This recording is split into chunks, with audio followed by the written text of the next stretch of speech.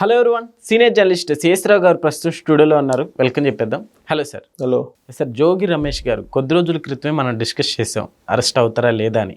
Arrest అయిపోయారు. Next వాళ్ళ అబ్బాయి కూడా అరెస్ట్ అవుతారన్నట్టు కూడా చర్చలు వస్తున్నాయి సార్. ఏంటి, అవుతారంటారా? ఇప్పుడు వాళ్ళ అబ్బాయే కాదు, వైఎస్ఆర్ కాంగ్రెస్ పార్టీ వాళ్ళు చాలా మంది అరెస్ట్ కావడానికి సిద్ధంగా ఉన్నారు. అరెస్ట్ అనేది తప్పు కాదు. పోలీసులు కేసులు పెట్టడం అనేది కూడా పెద్దగా దానికి ఏమి నామూషా ఫీల్ కావాల్సిన అవసరం లేదు.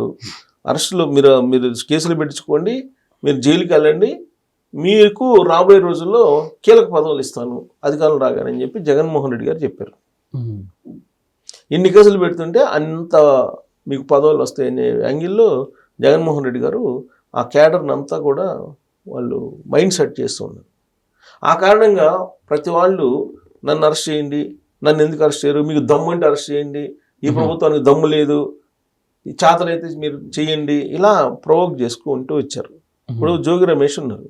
ఈ జోగి రమేష్ మీద ఆల్రెడీ అగ్రిగోల్డ్ భూములకు సంబంధించినటువంటి కేసు చాలా పెద్దది. భూములకు సంబంధించిన భూములను ఆక్యుపై చేశాడని చెప్పి కేసు ఉంది.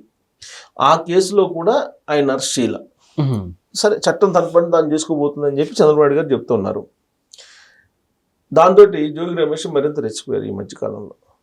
అసలు పట్టుకునేదానికి అవకాశం లేదు. మీకు దమ్ముంటే అరెస్ట్ చేయండి, నేను బీసీ కాబట్టి అరెస్ట్ చేస్తున్నానని చెప్పి మాట్లాడుతున్నారు. మళ్ళీ ఇది అరెస్ట్ చేసిన తర్వాత ఏమంటున్నారు, నేను బీసీని కాబట్టి అరెస్ట్ చేస్తున్నారు, మీకు పిల్లలు ఉన్నారు కదా, మీకు మనవాళ్ళు ఉన్నారు కదా, మనవరాళ్ళు, ఇట్లా రకరకాలుగా మాట్లాడుతున్నాడు అతను.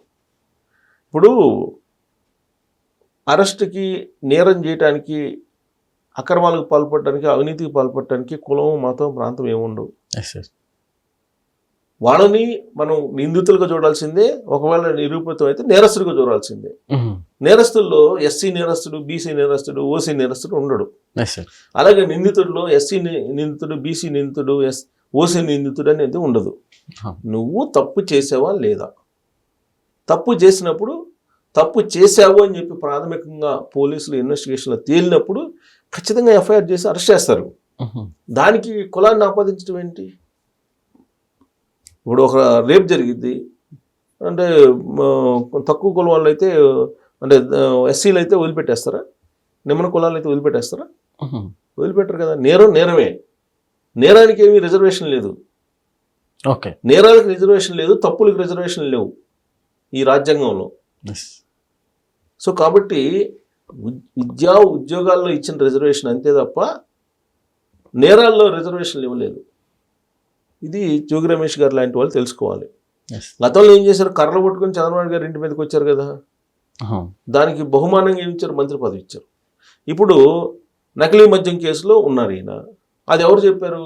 ఆయన అనుచరులుగా ఉన్నటువంటి వాళ్ళు, ఆయనకు స్నేహితులుగా ఉన్నటువంటి జనార్దన్ రావు, జగన్మోహన్ రావు గారు ఇచ్చినటువంటి వాంగ్మూలం. వారం రోజుల పాటు వాళ్ళని కస్టడీలో తీసుకొని పోలీసులు అలాగే ఎక్సైజ్ అధికారులు విచారిస్తే తేలినటువంటి అంశం ఏంటి? మొత్తం జోగి రమేష్ గారే ప్రోత్సహించి నకిలీ మద్యం తయారు చేయించాడు 2022 నుంచి అని చెప్పారు వాళ్ళు. సార్, నాకు ప్రమేయం లేదు అన్నట్లు కూడా ప్రమేయం లేదంటారు. ప్రమేయం లేదని అంటారు. ఇప్పుడు దొంగతనం చేసిన వాళ్ళు నేను దొంగతనం చేశాననేది ఒప్పుకోరు కదా. ఇప్పుడు చెవిరెడ్డి భాస్కర్ రెడ్డి గారు కూడా ఏమంటున్నాడు, నేను అసలు మద్యమే ముట్టను, నేను అట్టేటప్పుడు మద్యం లిక్కర్ స్కామ్లో నేను ఎందుకుంటాను అన్నాడు ఆయన. మరి మొత్తం టెక్నికల్గా చూస్తే మొత్తం ఆయనే డబ్బు తరలించినట్టు ఉన్నాయి కదా, ఛార్జ్ షీట్లో పొందుపరిచారు కదా. సరే, అంత మాత్రం చేత అతన్ని మనం ఇప్పుడేమో అతను చేశాడని చెప్పట్లా, నిందితుడే కదా, పోలీసులు భావించారు కదా, పోలీసులు ఛార్జ్ షీట్ వేశారు కదా, ఛార్జ్ షీట్లో ఆయన పేరు మెన్షన్ చేశారు కదా, రిమాండ్ రిపోర్ట్లో మెన్షన్ చేశారు కదా. కాబట్టి ఆయన నిందితుడు చేశాడు అనడానికి కొన్ని ఆధారాలు ఉన్నాయని చెప్పి పోలీసులు చెప్తున్నారు. ఇలాంటి పరిస్థితుల్లో దానికి కులాన్ని ఆపాదించడం ఉంది. రెండు, ఇప్పుడు ఈయన అరెస్ట్ అయిన తర్వాత ఈయన్ని కోర్టులో హాజరుపరిచారు. కోర్టులో హాజరుపరిచిన తర్వాత కోర్టు రిమాండ్ విధించింది జైలుకి పంపించడానికి. ప్రాసెస్ ప్రకారం హాస్పిటల్కి తీసుకొచ్చారు అతన్ని, టెస్టులు చేసి పంపించడానికి. ఆ సందర్భంగా వైఎస్ఆర్ కాంగ్రెస్ పార్టీ వాళ్ళు హాస్పిటల్లో చేసినటువంటి గందరగోళం ఏదైతే ఉందో ఆ గందరగోళం హాస్పిటల్లో ఉన్నటువంటి అద్దాలను వాళ్ళు కొట్టారు. ఓకే, ధ్వంసం చేశారు అక్కడ అద్దాలని, ఆసుపత్రిలో ఉన్న అద్దాలను ధ్వంసం చేశారు. ఎవరు చేశారు దీని అంతటి కారణం ఎవరంటే జోగి రమేష్ కుమారుడు రాజీవ్ అని అతను. ఓకే, అసలు దీని మీద కూడా ఒక కేసు అవుద్దేమో కదా సార్? దీని మీద ఆల్రెడీ కేసు పెట్టాడు. ఇప్పుడు రాజీవ్ని అరెస్ట్ చేయాలి, విధులకు ఆటంకం కలిగించాడు అనేటువంటి నేరం కింద ఇతన్ని అరెస్ట్ చేయాలి. అలాగే ఆసుపత్రి గవర్నమెంట్ హాస్పిటల్లో మీరు పోయి అద్దాలు బాగు కొడితే దానికి కారణం ఎవరు? దాని పెద్ద కేసు కదా. ఈ 2 సెక్షన్లు, 1 విధులకు ఆటంకం కలిగించింది, 2 ప్రభుత్వ ఆసుపత్రులు అద్దాలు బాగుకొట్టి, ఈ రెండింటి మీద కేసు పెట్టి అతని మీద చర్యలు తీసుకోవాలి. ఇప్పుడు కేసు అయితే పెట్టారు, మరి దాన్ని అరెస్ట్ చేస్తారా లేదా అనేది చూడాలి. ఇప్పుడు ఏంటంటే ప్రతిదానికి బీసీ కాబట్టి అరెస్ట్ చేశారు అనే యాంగిల్లో తీసుకెళ్తున్నారు. ఇప్పుడు ఇతను కుమారుని కూడా అరెస్ట్ చేశారు అనుకోండి, అదిగో చూసారా నన్ను అరెస్ట్ చేశారు, నా కుమారుని అరెస్ట్ చేశారు, బీసీల మీద కక్ష దాచుకున్నా ఈ మొదలు పెడతారు ఇక. సో అందువల్ల అరెస్ట్ చేయడానికి ముందుకు రాకపోవచ్చు, ఆయన అరెస్ట్ చేయకపోవచ్చు. ఎవరిని? రాజీవ్ అని అతను కుమారుడిని. కానీ లిక్కర్ స్కామ్, ఈ నకిలీ మద్యం స్కామ్ నుంచి అయితే తప్పుకోలేరు కదా. ఆల్రెడీ అగ్రిగోల్డ్ భూములకు సంబంధించినట్టు వ్యవహారం నడుస్తుంది, ఆరోపణలు ఉన్నాయి. ఇప్పుడు ఇవన్నీ ఎందుకు జరుగుతున్నాయి? అసలు కేసు పెడితే ఆ కేసులో జైలుకి వెళ్ళడం అని అంటే అదేదో స్వాతంత్ర సమరయోధులు వెళ్ళినట్టుగా వెళ్తున్నారు వీళ్ళు. ఒక కేసు ఫైల్ అయిన తర్వాత అక్రమాలకు పాల్పడ్డారు, అవినీతికి పాల్పడ్డారు అని చెప్పి మీరు జైలుకి వెళ్ళడానికి కొంత కనీసం బాధపడతారు. అరే జైలుకి వెళ్ళాల్సి వస్తుంది, నేను తప్పు చేశాను కదా అని జనరల్గా రిగ్రెట్ ఫీల్ అవుతారు ఎవరైనా. కానీ ఇప్పుడు ఏంటి, వైఎస్ఆర్ కాంగ్రెస్ పార్టీకి సంబంధించినటువంటి చాలా మంది ఏంది జైలుకి వెళ్ళడాన్ని ఒక అర్హత కింద భావిస్తున్నారు.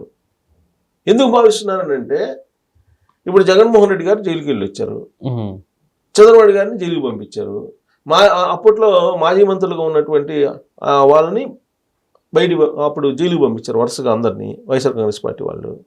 సో జైలుకి నేనే కాదు అందరు వెళ్ళారు అంటే జైలుకి వెళ్తాం అనేది నాన్ సీరియస్ అయిపోయిందా? అదే కావాలి వాళ్ళకి. అంటే సమాజంలో ఎలాంటి భావన తీసుకొచ్చారంటే అక్రమాలు చేయటం, అవినీతికి పాల్పడటం అనేది కామను, జైలుకి వెళ్ళడం అనేది కామను, అదే నామూషా ఫీల్ కావాల్సిన అవసరం లేదు అనేటువంటి స్థాయికి తీసుకొచ్చారు. పైగా వీళ్ళు వెళ్ళేటప్పుడు ప్రజలకు అభివాదం చేస్తూ వెళ్తున్నారు. జైలుకి వెళ్ళేటప్పుడు వీళ్ళేదో స్వాతంత్ర సమరయోధుల మాదిరిగా, భారతదేశానికి స్వాతంత్రం కోసం పోరాడినటువంటి యోధుల్ని అప్పుడు బ్రిటిష్ వాళ్ళు జైలుకి తీసుకెళ్లేటప్పుడు ఎలా ఫీల్ అయ్యారో అంతకన్నా ఎక్కువ ఫీల్ అవుతున్నట్టు వీళ్ళు ఉన్నారు. తప్పులు చేసి వీళ్ళు వెళ్తా కూడా అప్పుడంటే దేశం కోసం వాళ్ళు పోరాడే వాళ్ళు జైలుకి వెళ్ళారు, వాళ్ళు నిజంగానే స్వాతంత్ర యోధులు వాళ్ళు. ఇప్పుడు వీళ్ళు ఏం చేసి వెళ్తున్నారు జైలుకి? వీళ్ళు అసలు నామూష ఫీల్ కావట్లా, యోధుల్లాగా ఫీల్ అవుతున్నారు. ఎందుకు ఫీల్ అవుతున్నారంటే జగన్మోహన్ రెడ్డి గారు ఆ విధమైనటువంటి ఒక గైడెన్స్ ఇచ్చారు. మీరు ఎన్ని కేసులు పెట్టుకుంటే అంత మనం రాబోయే రోజుల్లో మీకు పదవులు వస్తాయి. నిజంగా కూడా జగన్మోహన్ రెడ్డి గారు ఇస్తారని నమ్మకం ఉంది. ఎందుకు ఉందంటే తెలుగుదేశం పార్టీ కేంద్ర కార్యాలయం మీద, అలాగే చంద్రబాబు నాయుడు గారి ఇంటి మీద కర్రలతోటి జనాలను తీసుకెళ్ళినప్పుడు జోగి రమేష్కి మంత్రి పదవి లేదు అప్పుడు. అది జరిగిన తర్వాత వెంటనే మంత్రి పదవి ఇచ్చారు.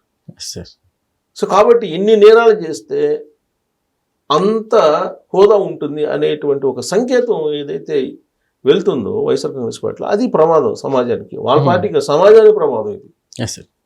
సో కాబట్టి అలాంటి భావాన్ని నింపడం అనేది అది మంచి పద్ధతి కాదు, సమాజానికి మంచి పద్ధతి కాదు. Okay sir, thank you.